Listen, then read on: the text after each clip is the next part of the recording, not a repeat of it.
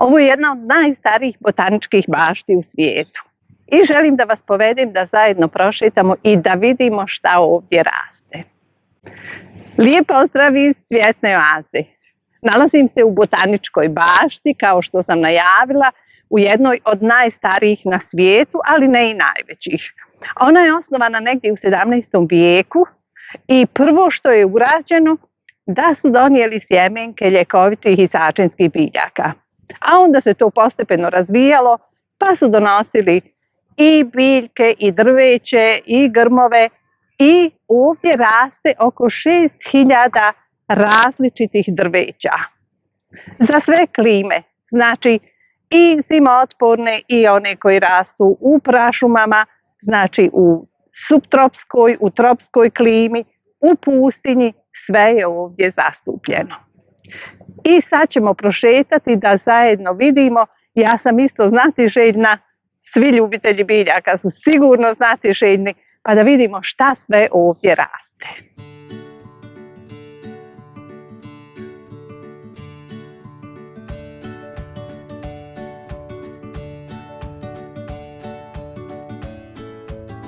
I evo ovdje i u botaničkoj bašti, znači u ovom sklopu imamo kompostere. Ovdje je sasvim zeleni materijal, ovdje naravno kad se to promiješa, kad je zrelije, onda se pretovara u ove i praktično je mogu se dići ove daske, znači uđe se, promiješa se, opet se stave daske, opet je zatvoreno i iznad svega praktično.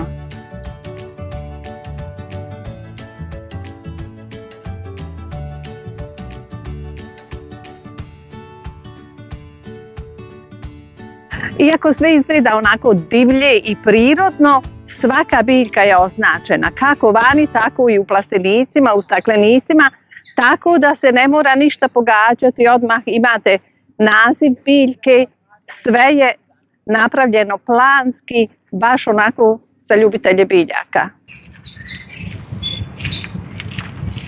Na skerce.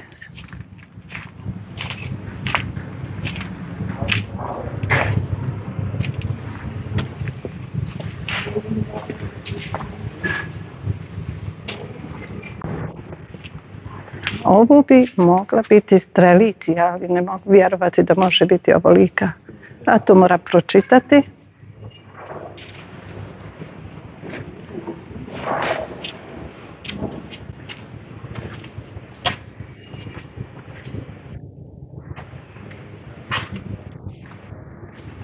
Ovo je zaista strelicija. Pogledajte kolika je. Znači i ovolika može narasti. Ovdje su pored neke druge biljke. Ovo je isto strelicija alba, a ono je, ova velika je strelicija Madagaskar. Impozantna veličina. Zaista, zaista.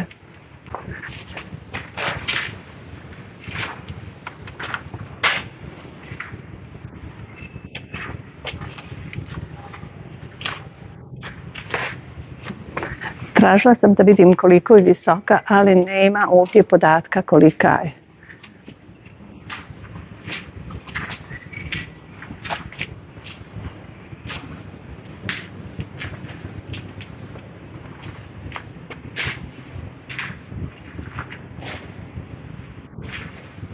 I evo nas ovdje u ovom stakleniku, pretoplo je, iako je van divno vrijeme, ovdje je sauna. I evo jedne Engels trompete. Ja sam imala jednu zaista ogromnu kolekciju, nekoliko vrsta i jako puno sorti. Tu je bilo i ovih s jednostavnim cvijetom, s duplim cvijetom, sanguinea. I ova biljka je zaista jednostavna za uzgoj. Ona nije zimootporna, ali ako nemate prostora, dovoljno je da je orižete u jesen, stavite u tamnu prostoriju i recimo svaki mjesec date malo vode. Naravno, ako biljka prezimi u svjetlijoj prostoriji, ne morate je orezivati, ali onda morate paziti da je redovno zavijevate. Vrlo se lako razmnožava, ali sve o brugmansijama možete pogledati ako kliknete na link u opisu videa.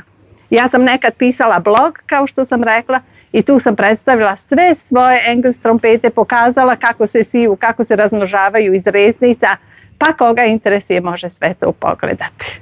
One jako mirišu, ponekad i suviše jako. S obzirom da biljka nije zimotporna, naravno ona raste u ovoj saksiji, da bi se u jesen unijela. Naziv Engels trompete, moram vam reći, nemojte, ona miriše, ali nemojte puno mirisati jer onda možete vidjeti anđele. Engel je na njemačkom anđeo. Znači biljka se, ako se konzumira, dobivaju se halucinacije, ne mirisati puno, biti malo oprezan. Ali za sve ljubitelje, naravno, ako se pridržavate tog osnovnog, onda to nije nikakav problem.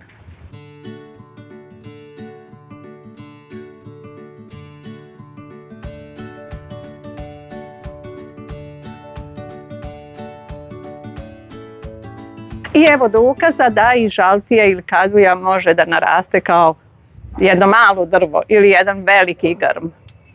Ovo je Salvia confertiflora Pol. Upravo treba cvjetati, nažalost nećemo sad vidjeti cvijet.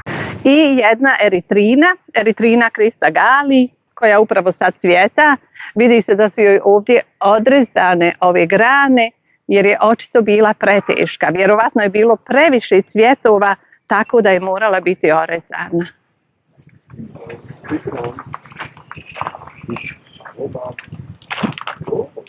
Jedna zaista fantastična biljka, nažalost ni ona nije zimotporna.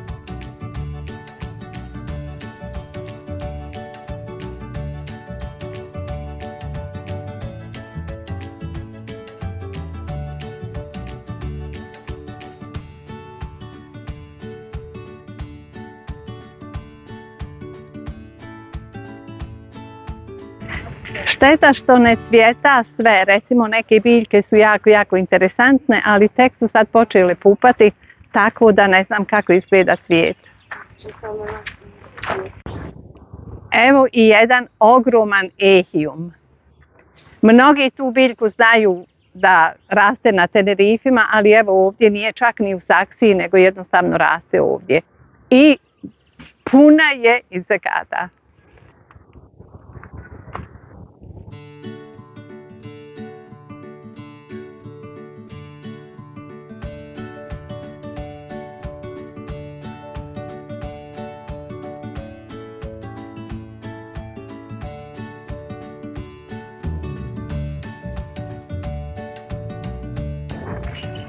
I da vidite koliko bambus može narasti. Ovdje je par različitih sorti, ali ovaj je ogroman.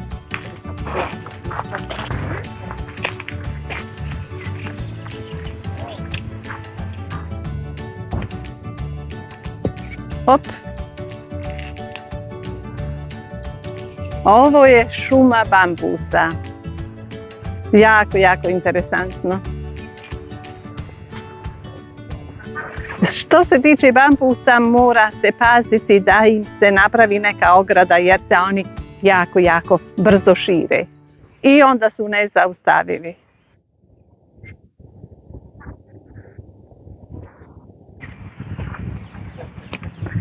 I ono što ja uvijek ponavljam, ne morate imati puno novca, ne morate investirati novac da bi napravili nešto što izgleda jako lijepo. Ovdje je napravljena ova staza i sva debla koja su već suha su poredane kao ivica i meni izgleda fantastično.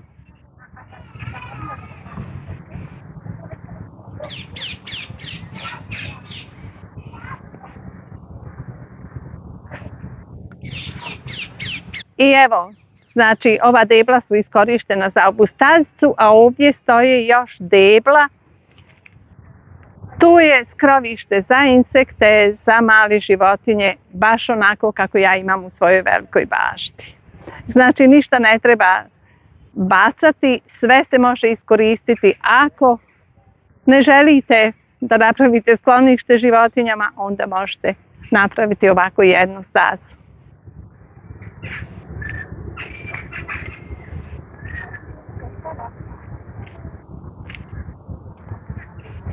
I evo, propadava kišica, ali ja želim još da snimim ostatak, bar ono najvažnije.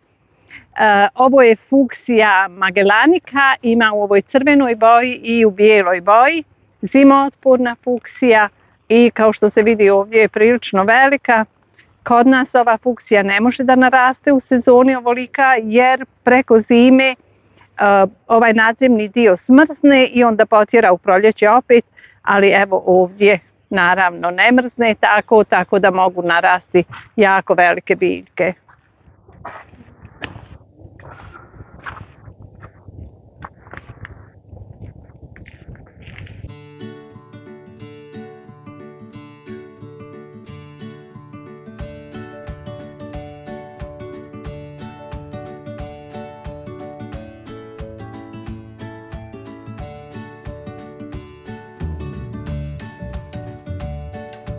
I ovo je mamutski list, biljka, kao što je naziv govori, ima fantastične, ogromne listove.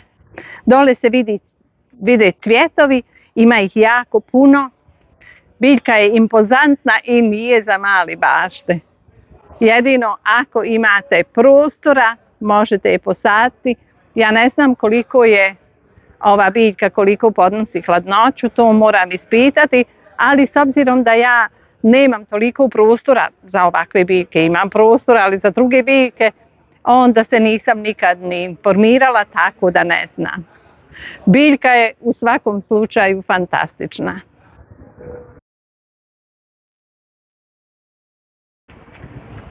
I evo jedne hortenzije penjačice. Ona nema trenutno puno cvjetova i baš me čudi, ali ja sam napravila video kako se razmnožava hortenzija penjačica i rekla nešto o njoj, pa ko želi može pogledati.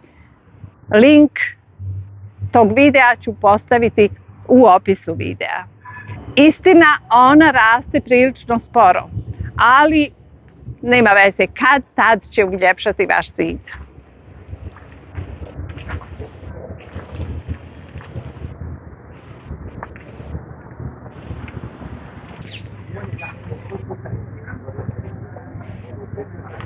Sad ste prošetali sa mnom botaničkom baštom u Amsterdamu. Ovo je prvi dio, a nastavak šetnje ćemo zajedno napraviti u drugom dijelu. Pozdrav, do tad!